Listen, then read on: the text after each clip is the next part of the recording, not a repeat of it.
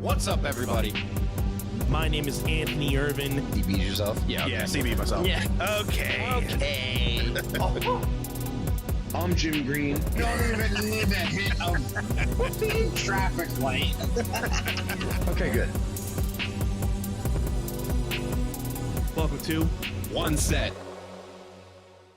What's up, everybody? How we doing? Jim Green here for the One Set podcast. Yeah, I actually did this recording a couple days ago and went to edit it the next day, and the next day being yesterday, which was Thanksgiving. Happy Thanksgiving to everyone. We are now in the swing of the annual holiday season, which is the December holidays, which for me has always been Christmas. But it's that time of year, and yeah, I am up in the middle of Pennsylvania in the United States for those international watchers. Yeah, it was snowing on our way in last night. We left Thanksgiving dinner around 8:30 and headed on our ride. We got in about 1 a.m. We're good 4 hours and some change from the Philadelphia area. But yeah, anyway, I went to record this on Wednesday, and I went to edit it yesterday, rather, and it didn't record any of my audio. I had been having microphone issues recording with Anthony. So here I am, not using the microphone, not using my typical webcam. So apologies for the subpar AV production on this one. But I did want to get an episode out there. Anthony and I are very proud to have dropped an episode once a week since the first episode of the podcast 3 years ago, coming in January. 3 years? 4 years ago? 3 years ago. Yep, we're episode 153 here, and we are 3 years, almost 3 years in entirely. As of the first week of January, we'll have done 3 full years. So yeah, we just wanted to make sure an episode got out there this week. I'm going to run through WWE Survivor Series Wargames, which is happening tomorrow. I am recording this on Friday. So if you're watching after today, if you're watching on Saturday, it's happening tonight, right? Yeah, let's get down to that. I was going to talk about some Thanksgiving stuff, but don't want to bore everybody with my personal life too much while I'm on my own. Okay. Survivor Series is being held in Vancouver, British Columbia, in Canada. It is the third Survivor Series to be happening in Canada. The first one, notably, was the Montreal Screwjob in 1997. So we're coming up on almost 30 years since that happened, right? 27 years now. But it is the third main roster WWE pay-per-view to host the Wargames matches, because we get a women's Wargames and a men's Wargames match, which I actually think is pretty cool. Even the women's Royal Rumble matches, all of the women matches that they do, the women's Money in the Bank, the women's Royal Rumble, the women's Wargames match, it helps give those pay-per-views an extra match of that match type, right? Money in the Bank specifically being the Money in the Bank match. Survivor Series Wargames has, like I said, this is going to be its third installment on the main roster. It had 5 appearances for 5 years down in NXT, which I didn't think it had been 7 years already since the first one. So that was wild to me. but I guess 2017 sounds about right when I was like really into NXT. And I definitely remember watching 7 years ago. No, no. 2017. 2017 was the first NXT one. Just checking my cheat sheet here. I thought it might have been 2016. Yeah, it's saying 17. But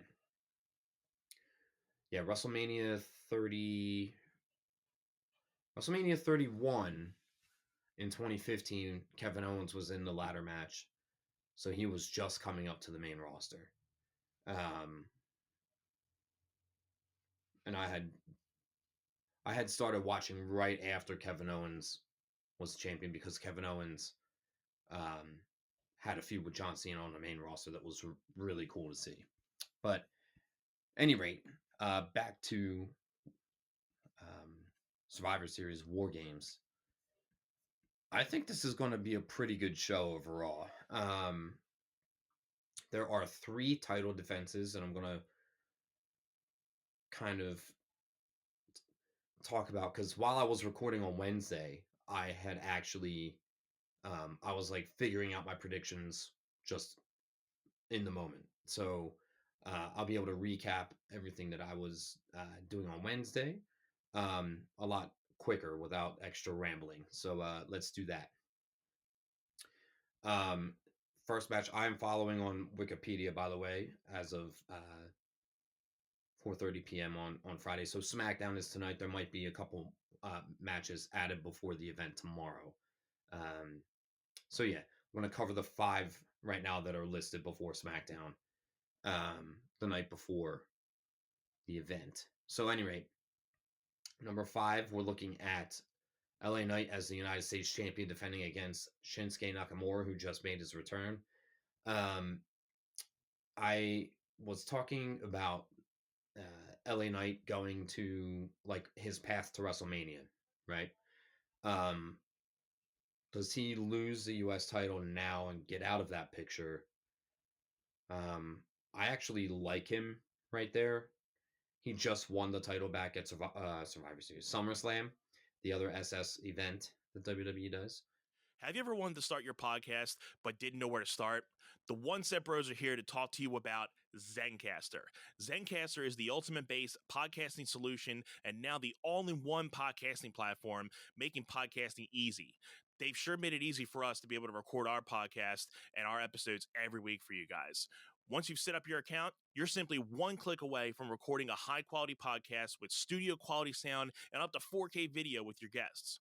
My personal favorite feature is their multi-layer backups, which ensure our recordings are always in the highest quality, even during unstable web connections. And if you thought you needed multiple tools and services for your podcast, Zencaster's all-in-one podcasting platform allows you to create your podcast all in one place and distribute to Spotify, Apple, and other major destinations. Go to Zencaster.com/pricing and use our code OneSetPod, and you'll get 30% off your first month of any Zencaster paid plan. I want you to have the same easy experience as we do with all our podcasting and content needs. It's time to share your story. So I think it's a little bit soon for LA Knight to be dropping the U.S. Championship. But of all 3 of the title defenses, I think that this is the one that is most likely to have titles change hands.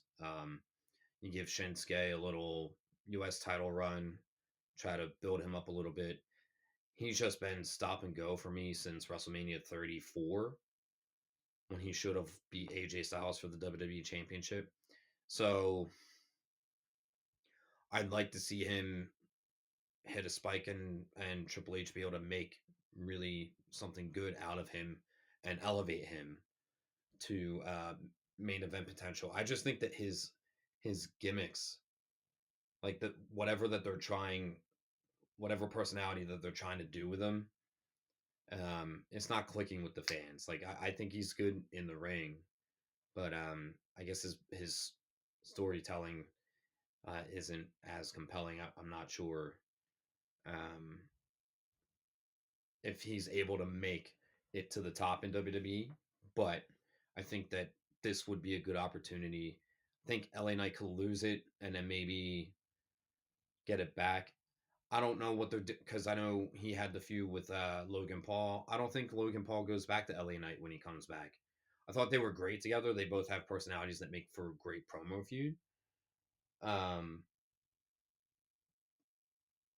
but I do I do think that they're going to do something where like they're talking about Logan Paul and Mike Tyson at WrestleMania. So I think LA Knight is done with Logan Paul. So I don't know if they just want Logan Paul to wind up Logan Paul. Um, sorry, LA Knight. There it is. I don't have Anthony here to check me.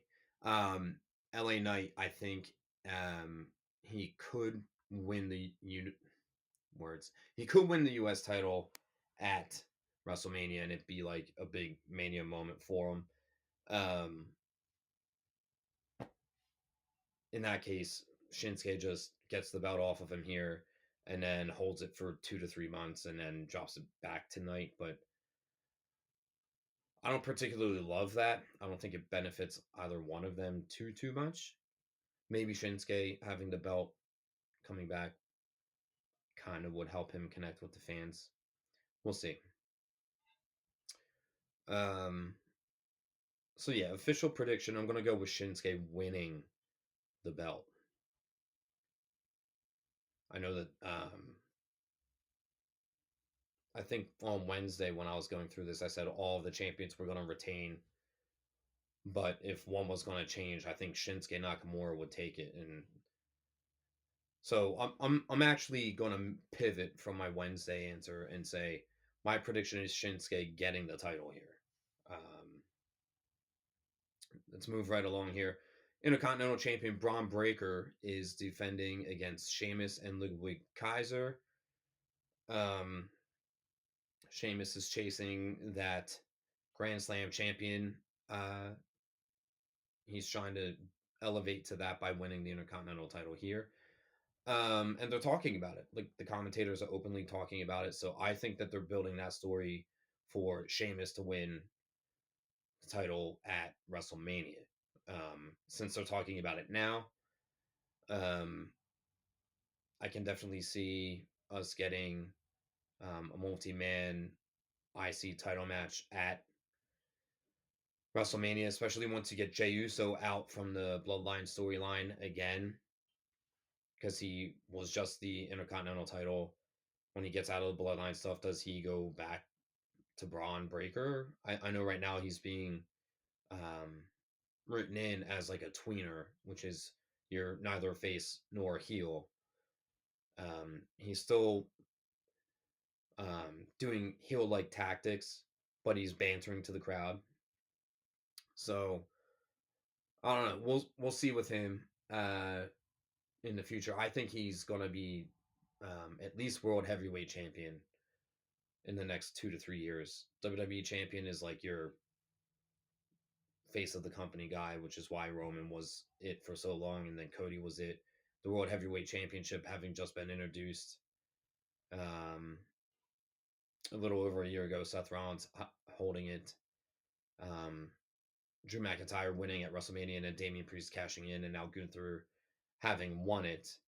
Definitely see Braun Breaker as champion in the next couple years, probably just a world heavyweight championship. But get me the Braun Breaker and Jacob Fatu match. Seriously. Seriously. Like that match, a lot of us are waiting on. I think that's going to be a big time match down the road. Sheamus having just recently signed a multi-year contract with WWE. I think he's going to get that Grand Slam title, as in the IC title is the one he hasn't held yet. At WrestleMania, I think that that's going to be his Mania moment, and then we'll see if he winds up in a World Heavyweight Championship feud at some point. I could see it. Kaiser, Gunther just kind of told him, "Hey, you need to go make a man of yourself, and you need to start standing up for yourself." Which is why I'm kind of leaning towards Kaiser losing this first go around. I don't see him walking out of this match with the IC title right away. But I love him in the Intercontinental title picture. Like I like this triple threat match a lot. I think it's going to be really good. For everyone. For everyone in that match, I think they'll all benefit from a great triple threat. I have Braun Breaker retaining here, and I'm going to stick to that. I think Sheamus gets the belt at WrestleMania.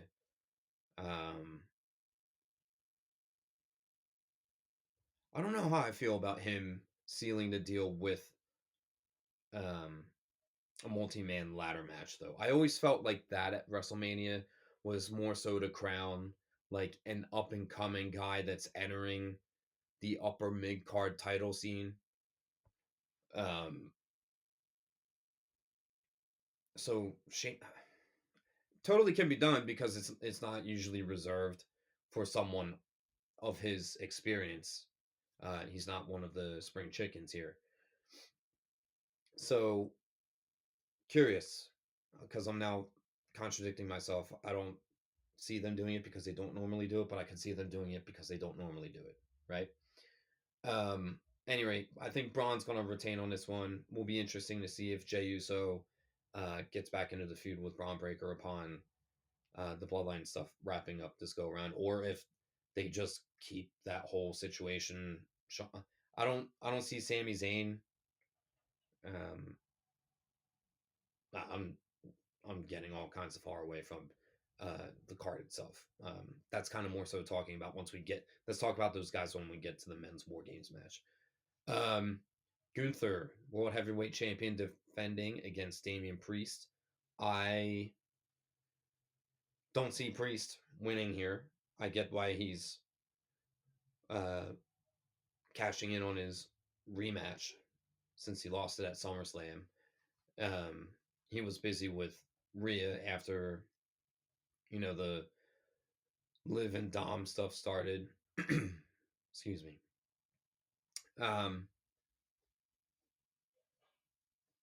Yeah, I don't see Gunther dropping that title anytime soon. He held the Intercontinental title for as long as he did. I think they're going to keep that title on him for a little bit. Which leads me to really believe, and again, I know I'm like my brain just jumps from this to that to this to that, so bear with me here. I don't know if Gunther having a long world heavyweight title reign leads me to believe that Cody Rhodes could be losing that WWE Championship to perhaps maybe say The Rock at WrestleMania. Because that kind of just makes sense. I mean, you're going to have Cody Rhodes, Roman Reigns, and The Rock doing some sort of dance for a whole year. So that WWE title is going to be wrapped up, maybe jumping around between the three of them somehow.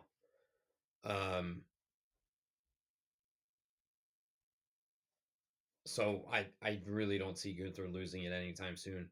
I could definitely see Sami Zayn winning the men's Royal Rumble and challenging Gunther at WrestleMania and losing the first time because we just expect, right? We just expect Sami to beat Gunther at WrestleMania now since he did for the Intercontinental title. Like that's just the notion now, right? Gunther in real life could almost definitely crush Sami Zayn. But we get this David versus Goliath, Shawn Michaels versus Razor Ramon or Diesel, Kevin Nash vibes, and Sami Zayn,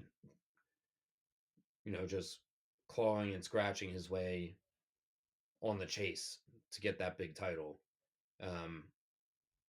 I don't see how that isn't the end game for Gunther to be dropping the title to Sami Zayn, which is a WrestleMania moment, and I think it's going to happen at 42.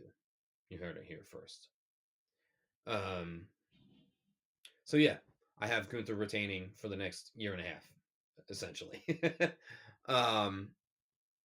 Let's move on to the women's War Games match. We have Rhea Ripley, Bianca Belair, Naomi, Io Sky, and Bailey versus The Judgment Day as Liv Morgan and Raquel Rodriguez, Nia Jax, Tiffany Stratton, and Candice LeRae. I gotta say, storyline wise, I must have missed how Candice LeRae got into the mix here. I know Jade Cargill was supposed to be in this match, and Bailey has replaced her. Jade Cargill apparently in real life has an injury of sort that wasn't anything specific that happened during a match on TV. So they have her written off with this storyline toss off of the ledge onto a car windshield situation, right? She was laying there all kinds of mangled. Yeah, I think that that person was definitely Naomi, in case if you're following along in that. Unless it was actually Bianca Belair, but I don't know why they would do that. Unless if they're setting up for the Bianca Belair Jade Cargill WrestleMania match. But apparently she has this injury going on right now while they're both tag team champions, women's tag team champions, mind you. Any rate, Bailey is replacing her in the match. I like Io Sky getting the pin on Candice LeRae in this match. And I say that because I don't know what anything means unless if it's like Rhea pins Liv and that's supposed to set up for the Rhea versus Liv title match again in January. Um or Raquel pins Rhea Ripley and it's supposed to set up that as like the Mania match. I feel like that match has already happened and I just missed it.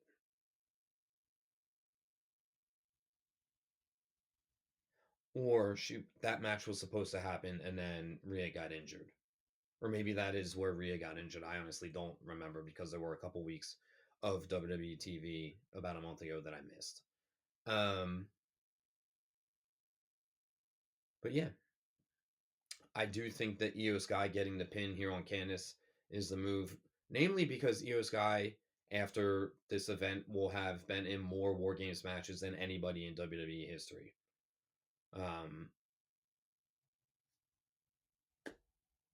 I don't see why Triple H wouldn't give her the spot to do the moonsault off the top of the War Games cage again. If it's not her, it's definitely going to be Tiffany Stratton. So, could get both at the same time. Who knows? But anyone going off the top of the cage, I feel like all hands on deck underneath to make the catch. So if you had them both going at the same time, you'd only have 4 people underneath of them to break the fall. Probably not. Probably not. I see it in my head, but I don't think that they would do that. Candice LeRae doesn't do anything for her to eat the pin here. Everyone else needs to be protected from taking a pin. Like Liv, Raquel, Nia, and Tiff, none of them need to be pinned right now. Candice LeRae can take the pin and lose for the team, and then they can all get back to doing their own business on Raw and SmackDown, respectively. Like Liv and Raquel doing their thing. Maybe they keep Candice involved somehow, or maybe not because she lost them the match, and then Candice can go back to doing nothing again. Nia Jax, Tiffany Stratton, they are busy doing their own thing on SmackDown, and Bailey and Naomi are kind of involved on that front. You have Rhea, Bianca and Jade seem to just float back and forth. I guess because they're the women's tag team champions, they get to do that. But Io and Ripley, Io Io? Yeah. Io, Rhea Ripley, um, they can go back to doing their own things on Raw. Like they don't necessarily even cross paths that much. Yeah, I like Io getting the pin on Candice in this match.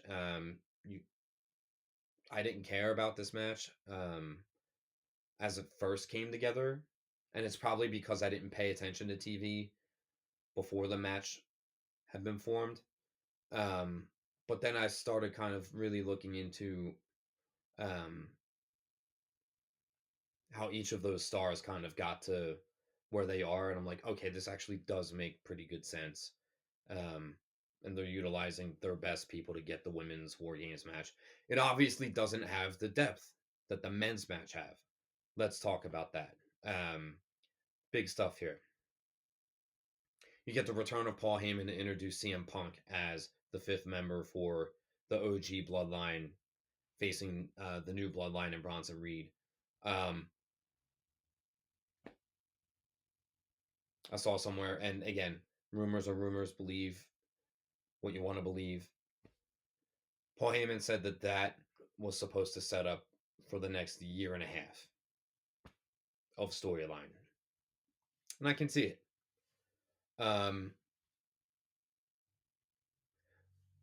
Something I just saw recently, and like I said, there's a lot of depth to this match, so I will be jumping all over the place. So try to follow me here.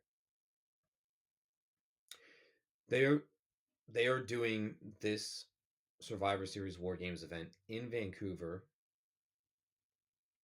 The last time that they did a pay-per-view in Vancouver, WWE Rock Bottom in Your House, 1998. Okay. If that's not a sign of some sort, we just got The Rock coming out at the end of the Bad Blood pay-per-view. Who doesn't think that we're getting The Rock at this one? Yes, but why would he specifically get involved here? Right? You have Paul Heyman bring back CM Punk. CM Punk is the guy that The Rock pinned when he made his return to WWE before WrestleMania 29.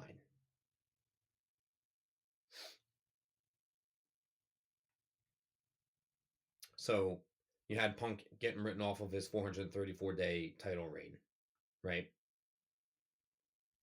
For The Rock to take the title and go do The Rock and John Cena match 2 years in a row. Well, actually, the title defense was only in the second one at WrestleMania 29. 28, the title wasn't a thing. It was just built as once in a lifetime. And then they did it again, right? So you get the CM Punk Rock dynamic here. You get that the OG Bloodline was trying to get Seth Rollins to join, and Seth Rollins refused. You had CM Punk fill in. This is going to only help build the CM Punk versus Seth Rollins match at WrestleMania. I mean, big stuff happening here, right? I ultimately do think that Seth Rollins is costing the OG Bloodline the match by taking out CM Punk.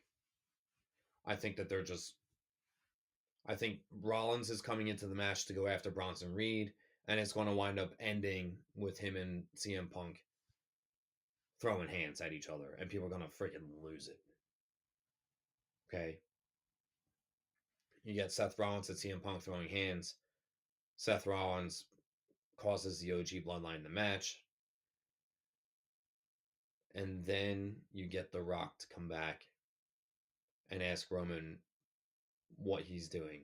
If he was the head of the table, look at this original bloodline just getting smoked by Solo, Jacob Fatu, Tamatonga, Tongaloa, right? There's a lot of depth to this match.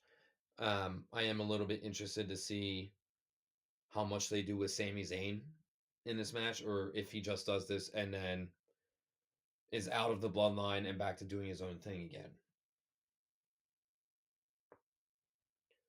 Or if Sami Zayn and Jey Uso get involved in the Intercontinental title mix with Braun Breaker, with Sheamus and Kaiser.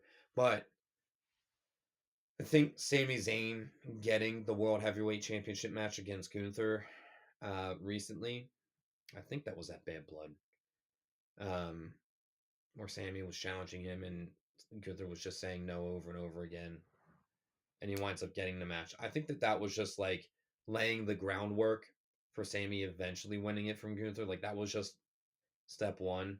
And I think that they're just going to set up for Sami and Gunther at this Mania. And people are going to think, oh, he's going to do it. And he's not going to do it. They're going to do the Cody Rhodes Roman thing where he loses the first Mania and then finally wins it the second Mania. It makes a lot of sense, right? The only way I'd see that not happening at WrestleMania is if they're in Canada and they let Sami get the win in Canada, because the place will just go absolutely insane. I believe he's from Montreal. I believe that's where the Elimination Chamber was when he faced Roman Reigns. And that match was larger than life because Sami Zayn was so over. So I feel like that's the path that Triple H is going to go to get Sami that title win. Because he's got to get one, folks. There's no way Kevin Owens got that Universal Championship reign that he had, albeit he got it. He got that title reign because Finn Balor got injured in the inauguration match with Seth Rollins, and he had to relinquish it and won it the next night. And then he went on with Chris Jericho for 4 months, maybe 5, of just entertaining TV. The two of them were just absolutely great. Bill Goldberg comes in, beats Kevin Owens. We get Bill Goldberg versus Brock Lesnar at WrestleMania. And you get, for the Universal title, and you get Kevin Owens versus Chris Jericho. So, for Kevin to have had that title reign, and for Kevin to have been in and out of the main title picture as many times as he has since then and not won it, I'm thinking that there's no way that Kevin Owens and Sami Zayn don't both win the big one, the respective big titles at the same WrestleMania. It's just tough because you have the roster that you do. Unless your top guys now are just in feuds that don't even need the championship, and then those titles just get to Kevin Owens and Sami Zayn, maybe WrestleMania 43. Maybe that's when Sami Zayn finally wins it, if they're actually building 3 years for Sami Zayn to finally get that title win. I don't think Gunther holds the title for 3 years straight, although they just had Roman hold it for 4, the Universal title. So it's not far-fetched. But I think after one of their guys having such a long title reign like they did, to have another one happen, I don't know. I feel like the main title should be switched out every 6 months to a year. I don't want to say every 6 months, like you can't have someone win it at WrestleMania and retain it at the next WrestleMania. I think that's a sure tell sign that the company really believes in that person, right? And I want to say Rhea Ripley just recently did that, and other than Roman Reigns, who obviously did. 37, 38, and 39. Right? Yeah, because he didn't have the title at 36. But he won it at Payback the week after SummerSlam in 2020.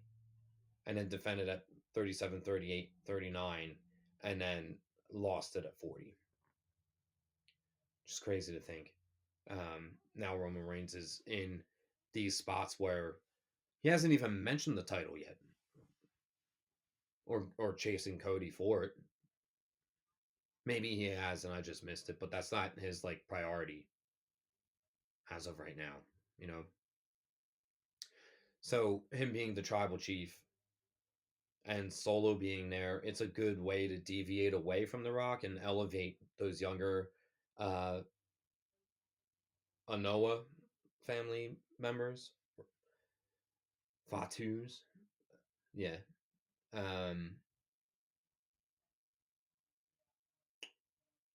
I definitely think CM Punk is eating the pin, and that might be um, courtesy of Solo Sikoa, just to kind of rub it in Roman's face. Like, see, my team's better than yours. I was able to pick up the win and be dominant. And what did you do? You you were laid out, busy somewhere, and CM Punk gets pinned.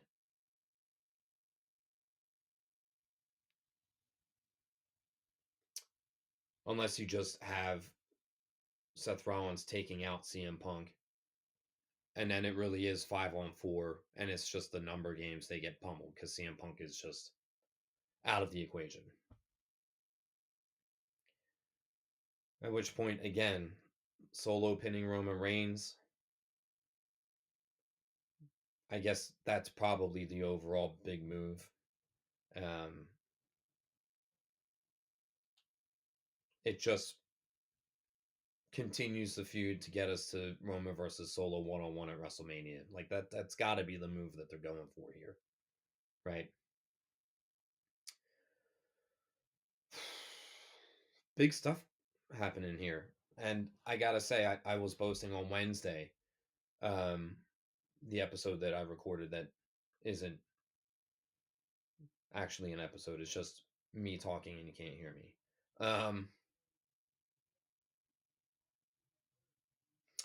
I think Triple H is just killing it with keeping WWE TV feeling important in the fall when it's football season. He's just killing it. Like, I'm excited to see how everything is evolving storyline wise, and it's got me interested. It's not Vince McMahon just throwing out whatever, get us to the Rumble. Was always our friend JT Pruitt, who was with the LTG Living the Gimmick podcast. He said for the longest time, just get me to the Rumble. He doesn't care in the fall, and I tended to really agree with that. It just felt like everything was whatever, and they were just saving up for Mania season to make everything important again, and then it all just goes back to watered down mediocrity. Triple H is killing it. Can't wait to see what's coming up next. I think we're getting Cody Rhodes versus Kevin Owens at Saturday Night Main Event, December 14th. They might add that match to this card, to which Cody Rhodes isn't losing the title to anyone else but The Rock or Roman Reigns. I don't think that they're going to have Roman Reigns take it back anytime soon. I actually don't think Roman Reigns is winning it.